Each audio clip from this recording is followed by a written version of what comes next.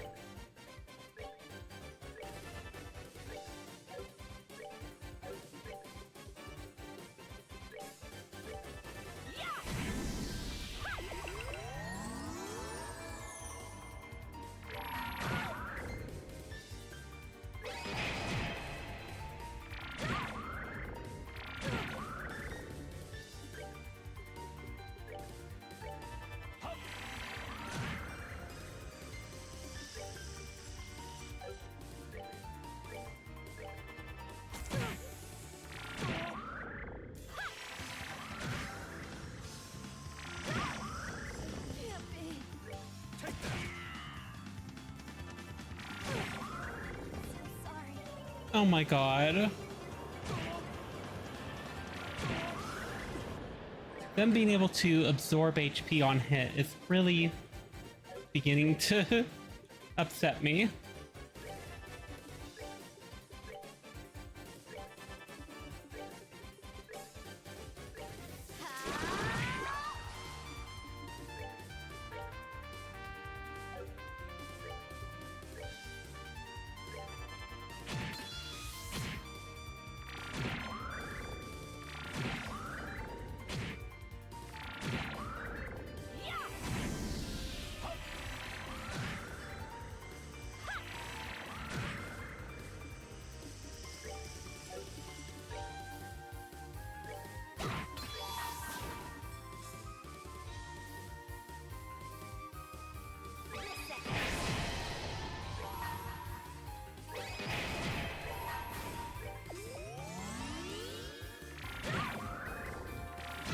Killed one of them.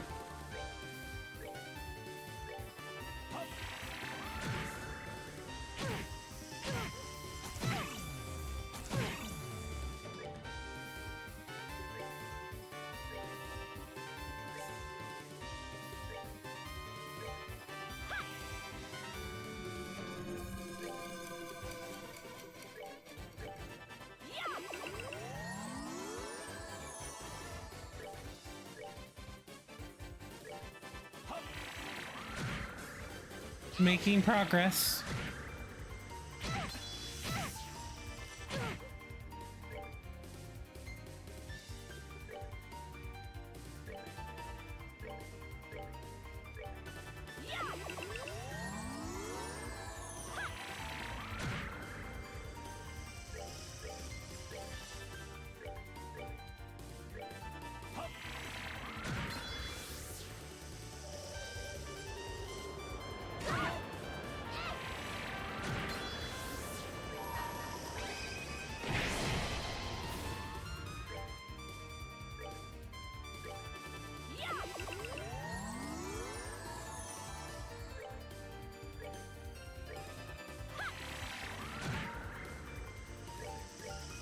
It's had to go full focus fire to take out at least one of them.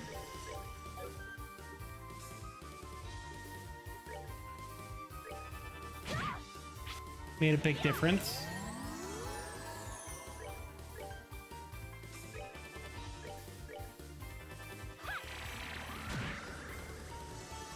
In getting that clock down on them. really important.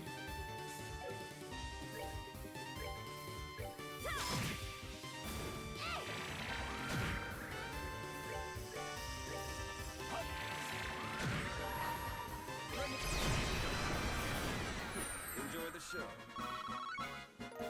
We did it! Phew. Awfully done. Artfully done. Indeed. Oh man, I'm still shaking. Having something like that come at you from out of nowhere? Be still my quaking nerves. Yeah, I've never seen monsters quite like these before. So this is our Phantom Thief's way of saying hello? For an uncouth villain such as he, likely. This seems to be the last obstacle, however. Right, all that remains now is getting that commission letter back. Let's look around, it must be in this room. Alright, probably shouldn't forget that. Okay, letter recovered. Let's return it as soon as possible. I'm sure that mine chief is worried. Probably. Right. I'm reading something like 8 characters have set up a death flag in the span of half a chapter. Oh my god. You're gonna have a major character wipe, aren't you? A total party kill, maybe. And good. Estelle, if you were older, I would owe you a pitcher of beer the size of your head. Hmm?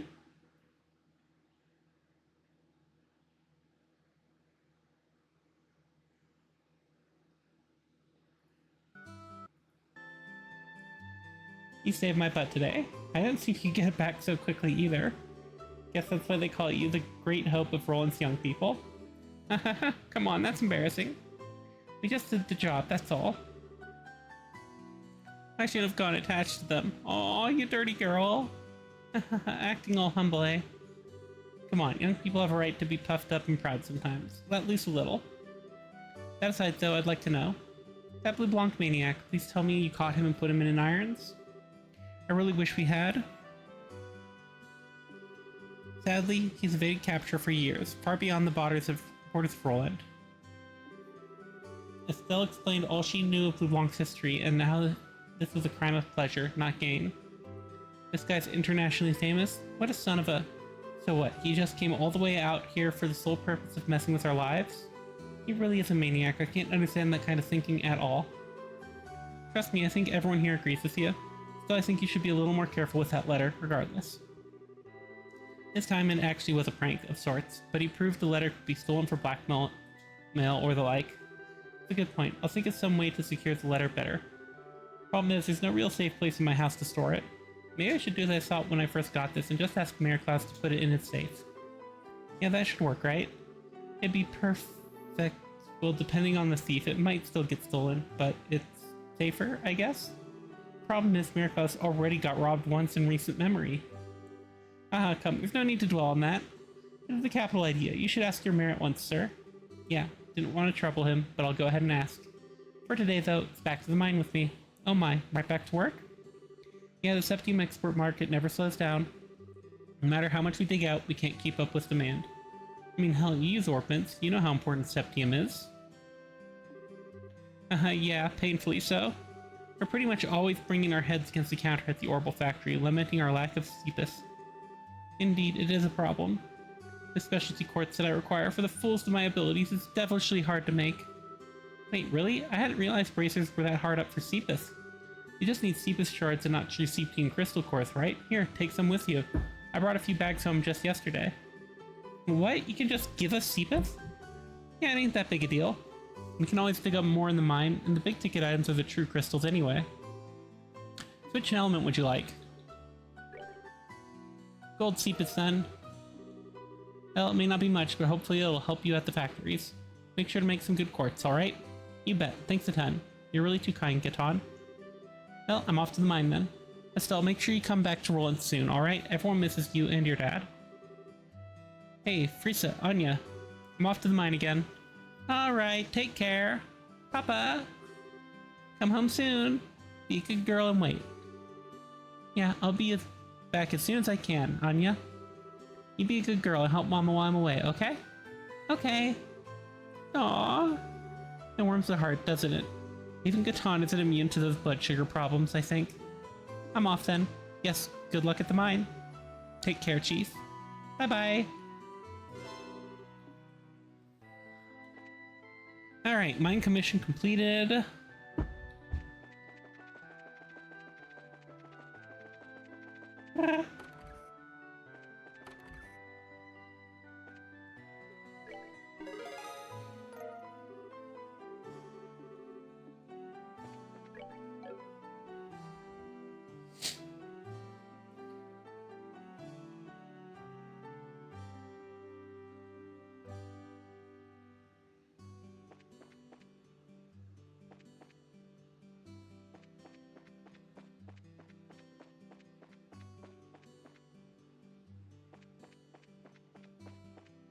Alright, we're good to go.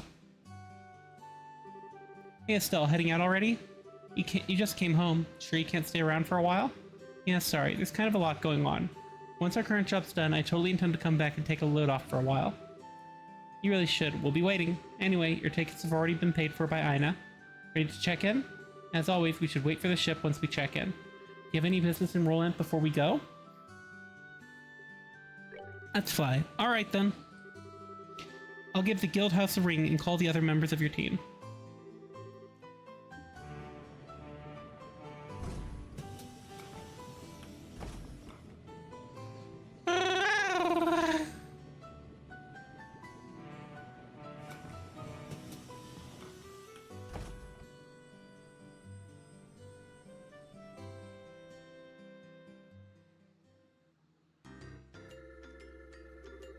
I see, so now we have a gospel influencing people's minds.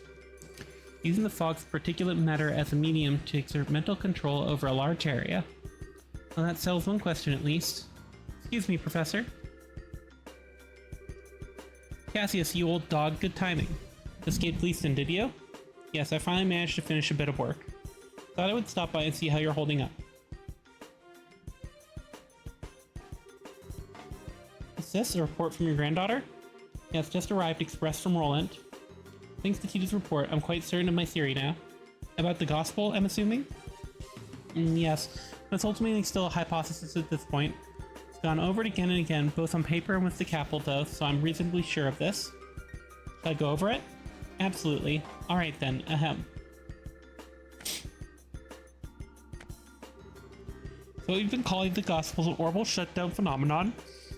Tell me, what do you think it is, based on what you've seen and heard? It's an effect that occurs to any orbital device located near an active gospel, chaining from one device to another. And it renders these devices inert while the gospel is active. That's how it seems to me, at least. Half right, half wrong. What you're describing is closer to the orbital art anti-sept. It shorts out the internal quartz crystals in an orbit to temporarily suspend its functionality. The phenomenon generated by a gospel, however, is fundamentally different. It steals all the orbital energy formed in an orbit down to the very last joule. So it's more of an orbital absorption phenomenon, then? Yes. To make a comparison to a combustion engine, it's like siphoning out the petrol. But wait, unless I badly misunderstood physics, that means the gospel should absorb and store all that power, correct? Good eye, lad, you've noticed a very important fact.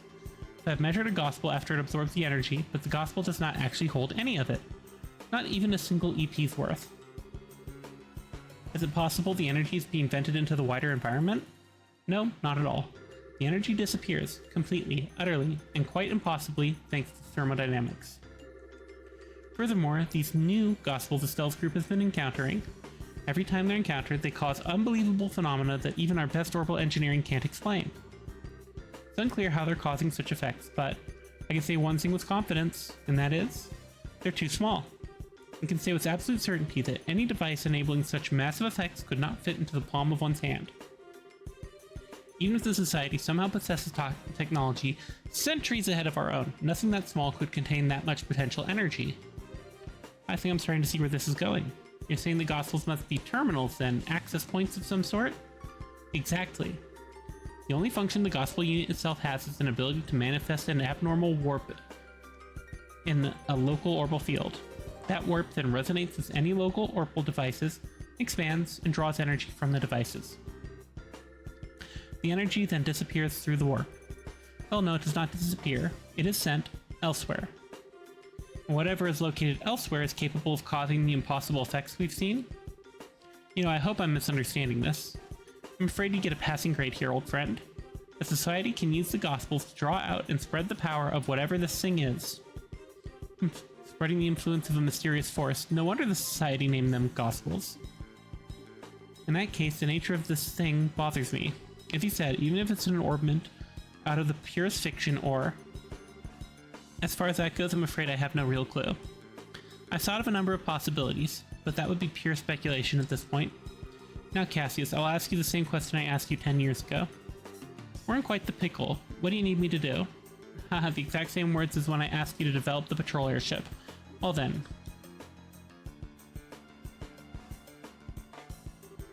The key, I think, must lie in this warp the Gospel creates. Russell, can you develop some kind of plan or method of stopping the spread? Haha, thought you'd ask that.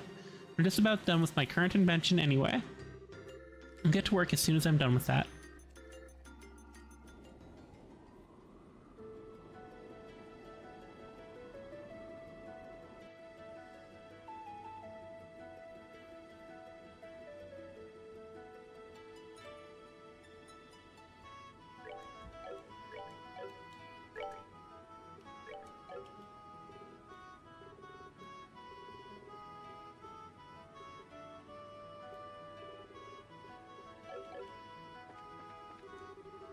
Bose has a really famous restaurant in it. Oh, I know. Mommy, let's go eat there. Really, child. My daughter keeps saying she wants to eat at the Antarhoth restaurant in Bose. So it must be nice to be a child. So innocent, so unaware of prices. Bose has been absolutely peaceful for a while now, it seems. Even the liberal news says nothing of note's happened. That's something to be happy about, at least. Bose Market is dreamland for anyone who likes to shop. Heard even the manager of the Edel department store is a fan of the Bose Market. Still, at last we return to Bose, the land laden with memories of our first meeting. It makes my heart swell to return to a place of such sweet nostalgia. Shocking as it may be, I kinda have to agree on the heart-swelling memories bit. Although as I remember it, you were kind of rude back then. You said I wasn't attractive and made fun of me like a schoolboy. You misunderstand me, my fair Rose. I would only display such cute, bashful behavior in order to hide feelings of love unabated. Yeah, I'll bet that's it, exactly. You sure don't waste any time putting the moves on Shara, as I remember. Or Joshua. Well, putting that aside, as you stand now, your beauty is incomparable to what it was then. Yours is a supple, healthy beauty, with a maiden's gentle virtue. Indeed, you have grown, Estelle. Well, thank you. Though when you put it that way, it's kind of embarrassing. Please don't say it like that again. There's no shame to be had in virtue, Estelle. Still, you have but only begun to climb the ladder of adulthood. Should you wish to ascend even higher, I would be more than happy to assist you. No, thank you. If I was ever in a position to ask anyone about that sort of thing, I'd be a million times better off asking Shara. Ah, a pity, the things I could teach. Though Shara would be the one to... I'll remind you that I have a very large stick. Oh yeah. Olivier, you were put to sleep there too. Did you dream like I did? I suppose I did. Yes, something wrong, Olivier? I was simply thinking that it was a shame. For you see, my dreams, it was in a company of peerless, beautiful maidens, which was shaped fairly blessed by Adios. If you had not awoken me, Estelle, I could have done this and that, and perhaps fate has willfully stirred me at your arrival. Would you care to discover that which can only be conceived in dreams? Remember that I said about my stick? I can always put you to sleep with it. Forever. No, I'm sorry. For the love of... Still, Olivier's eyes were so sad for a moment. What did he dream of? Oh, you needn't make such a face, my sweet. Huh? In truth, it was nothing special. Simply a member of my boyhood. Dear Mueller showed up in it, for example. I see. Then why the heck couldn't you just mention that from the start, you perv? Oh, stick, I was a bit distracted and heard something else. Now, anger unbecomes you, Lady Estelle. I mean, she's holding a pretty big stick there, you see? It's even a diamond staff.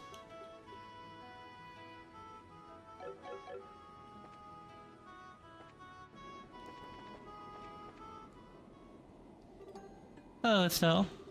Hi, Shara. So this is where you went. Oh wait, do you want to be alone for a bit? Oh, this is unlike you, Estelle. Why so reserved? You want to ask about Luciola, right? Yeah. She says we met a long time ago, but I don't really remember her at all. I was wondering what she's like, and if you could jog my memory. Let's see, where to begin then.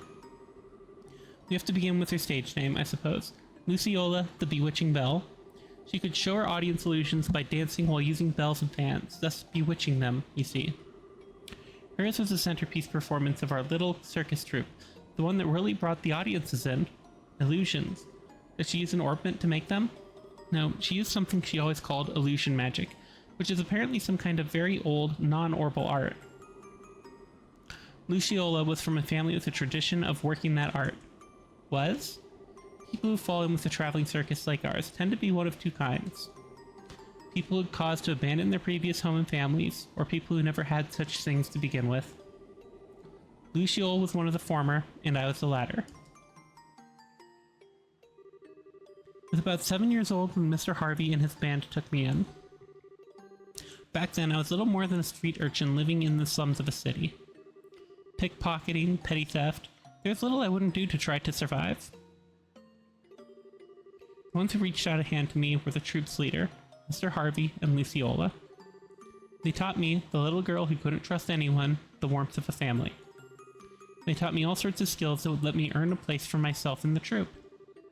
Dancing, beast handling, tarot reading, Luciola taught me all of it. But then, 8 years ago, Mr. Harvey died in an accident. Without his leadership, we all just drifted apart and went our own ways. I'd been planning on staying with Luciola, but soon after Mr. Harvey died, she simply told me, "There is something I must do," and vanished. Hopeless and lost for the first time in years, I turned to the one remaining man in the world whom I still trusted. As you must suspect, that was Cassius, who'd already begun working as a bracer. You know the rest, I imagine. So that's what happened. I had no idea that you'd gone through something like that. The reason I aimed to become a bracer at first was to improve myself. I wanted to be able to live and prosper on my own, show Luciola just how far I'd come once she returned. But well, it has been 8 years. Perhaps that was enough time to re-examine my reasons. Shara? Don't make that face. Like Lynn said, I don't intend to simply fight her without saying a word. I want to hear Luciola's story from her before doing anything. I have to know what possible reason could have made her associate with this society. Yeah, that sounds good. I got your back, Shara. I'll do anything I can to help. I know, I can always count on you. Still, you've grown quite a bit, haven't you, Estelle? Well, what? That's kind of sudden. I always thought of you as being exactly what I'd expect of Cassius's daughter. I don't think that's quite right or fair anymore, though. What do you mean? Your strength is quite the same as isn't quite the same as Cassius's. Cassius has a heart as deep as the ocean and strength's like a relentless wave. But you, Estelle, your strength is like the sun. You shine and make others shine just by being near them. What? My Estelle, you shine like the sun. I think that's why people are attracted to you so easily. That's what I like the most about you, and I know Joshua felt the same way. I don't think you need to feel any pressure to live up to Cassius, is my point. Yeah. You really are my big sister, Shara. You always know how to encourage me. Thanks. You're very welcome. Not saying you should return the favor, mind, but you really should drink with me sometime. Now that you're a full bracer, you better learn to handle your liquor. How is booze related to... You know what? Never mind. I don't want to know. I'll be back in my seat once I've enjoyed the wind a little more. Make sure you're all buckled up before we land, Estelle.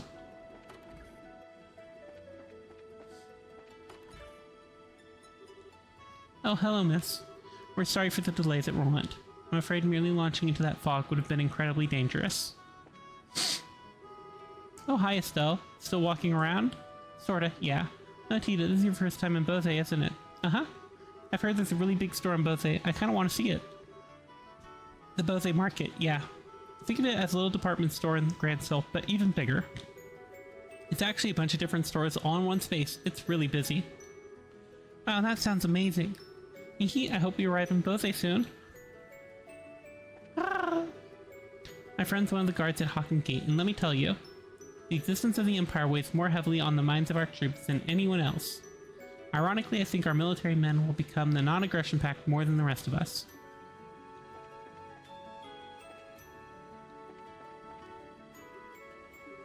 Hey, is something wrong, Agate? It's nothing. You still wandering around the ship? Yeah, basically. Oh, you're from Ravenu in the Bose region, right? This will be your first time back home in a while, then. No. Was there just a bit ago chasing down the intelligence division guys? Hey, wait a second. Why are you assuming I'm going back home? Don't be embarrassed, you big teddy bear. You got a little sister back in Ravenua, right? You mentioned her once. You must be the biggest softie when it comes to her, huh? Hey. Oh yeah, where the heck in Ravenua is your house anyway? I don't remember meeting any girl who stood out as Agate's little sister when we were there investigating the Sky Bandits. There's a girl with Louie, but no, too young. And I figure your little sister's gotta have your hair. I'll introduce you to Misha soon, assuming we have some reason to visit anyway. Yeah, please do. In that case, we'll have to bring Tita along too. But why would we have to do that? Tita's kind of attached to you, in case you hadn't noticed. She'd be pretty let down if you didn't introduce her to your sister, you know? Oh, I get it. You don't want Misha and Tita to meet. What? Haha, now I get it. They might get together and get in lots of trouble like Tita did with Renee, or they might get jealous of each other. Being an older brother must be hard work. Oh, that's what you meant? Huh? Well, don't worry, I'll clean up any mess that happens. I've gotten pretty good at Tita hurting. So you just go ahead and introduce us to, crazy kids. I'll make sure nothing blows up. Yeah, thanks. I'll be counting on you for that.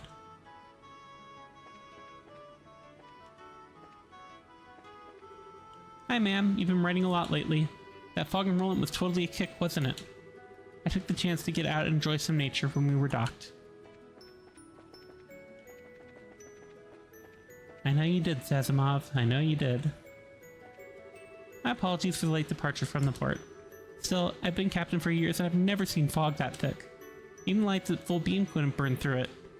Fighting that would have been impossible, even for me.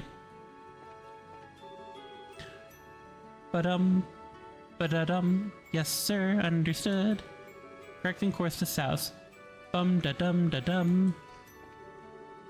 Helm, you're going a bit too far northwest. We don't want to get too close to the mountainside. I want to avoid turbulence if we can.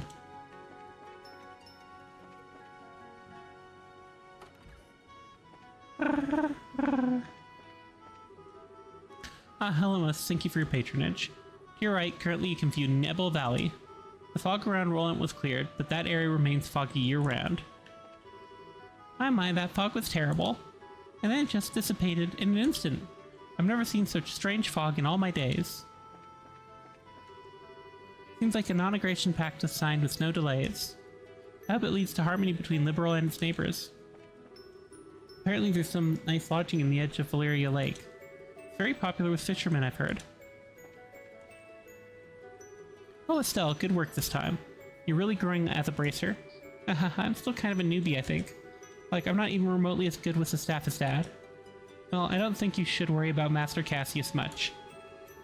An S-rank bracer is a master of their profession, to a degree that they attain the unity of purpose all martial artists seek, after all. To be honest, I don't think I could attain such enlightenment, even if I spent my whole life trying. I see. Gotta admit, it's kind of hard for me to understand how incredible my dad is, but...